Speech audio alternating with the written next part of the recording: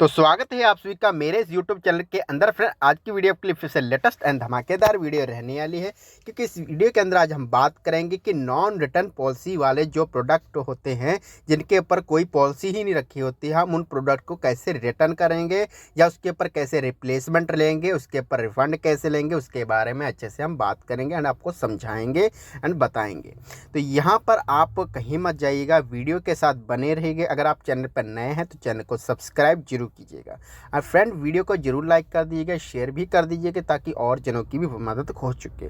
तो इसी के साथ हम करते हैं वीडियो को स्टार्ट। फ्रेंड, जैसे कि आप कोई भी प्रोडक्ट मंगाते हैं तो प्रोडक्ट मंगाने के टाइम उसकी रिटर्न पॉलिसी आपको कहाँ पर लिखी नज़र आती है, तो मैं आपको पहले ही बता देता हूँ। अगर आपको नहीं पता लगता है कि रिटर्न पॉलिसी कहाँ मिलती है, हमको कैसे पता लगेगा कि उसके ऊपर रॉन्ग रिटर्न पॉलिसी है या नहीं है, क्योंकि कभी कभार क्या होता है, हम सोचते हैं कि उसके ऊपर पॉलिसी रखी होगी तो हम उसको भी रिटर्न कर देंगे, बट आप जब रिटर्न करने जाते तो आपको कोई ऑप्शन नहीं आता, क्योंकि वहाँ पर लिखा नज़र आ जाता है नॉन रिटर्न पॉलिसी अंडर है, इसलिए हम आपको रिटर्न नहीं करेंगे। तो आपको रिटर्न कहाँ पर मिलेगी मैं बता देता हूँ।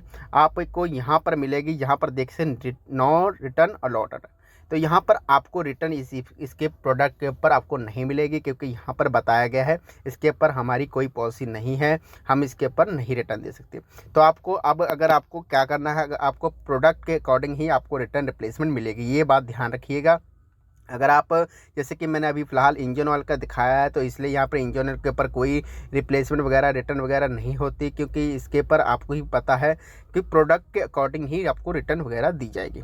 अब आप मान के चलिए, अब हम बात करते हैं कि कपड़े के ऊपर जो आपने कपड़ा मंगाया है, मान के चलिए क्लॉथ मंगाया है, क्लॉथ के ऊपर आपको कौन सी मतलब आपको कौन सी प्रॉब्लम आ रही है, अगर उसके ऊपर रिटर्न पॉलिसी नहीं दे रखी है तो आपको करना क्या है। तो यहाँ पर साइज नॉट फिट, अब उसके ऊपर रिटर्न पॉलिसी नहीं दे रखी है तो आप उसको रिटर्न तो नहीं कर सकते, बट उसको रिप्लेसमेंट जरूर करवा सकते हैं।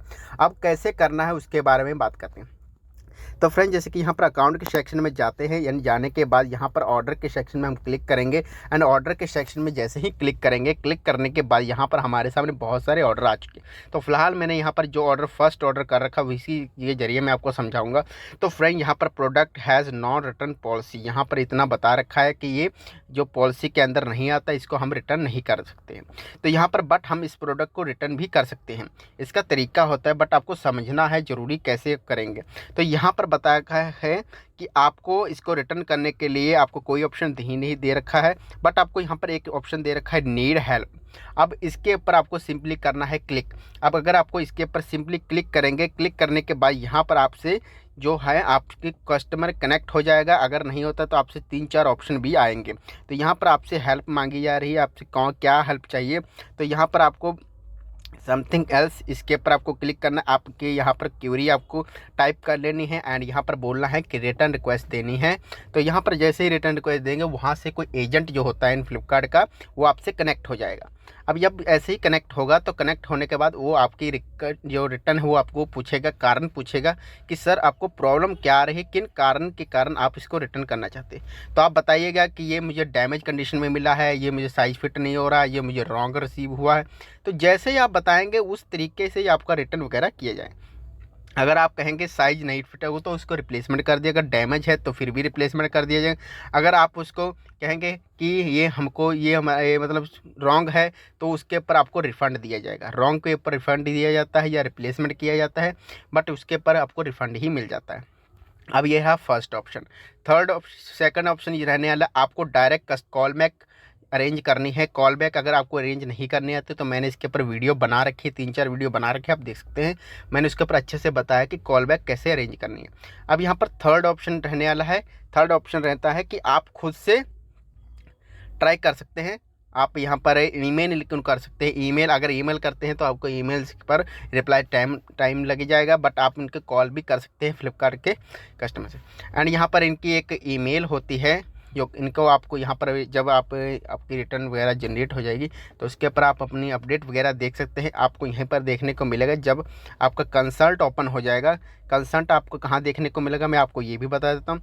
आपको यहाँ पर देखने को मिलेगा, जैसे कि यहाँ पर इस जगह यहाँ पर इनवॉइस डाउनलोड यहाँ पर लिखा है, यहीं पर आपको अपना का कंसल्ट देखने को मिलेगा कि वहाँ पर आपकी केस आईडी होगी एंड उसी के ऊपर आपका जो अपडेट होगा वो आपको दिया जाएगा।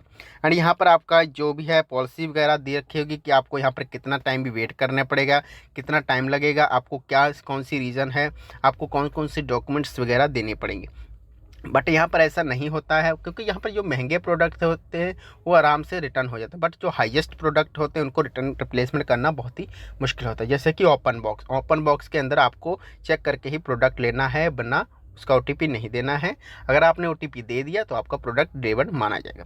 तो आई होप मैंने आपको अच्छे से बताने की कोशिश कर पाया होगा। एंड इसी के साथ करते वीडियो को समाप्त। तब तक के लिए फ्रेंड अपने रखिएगा।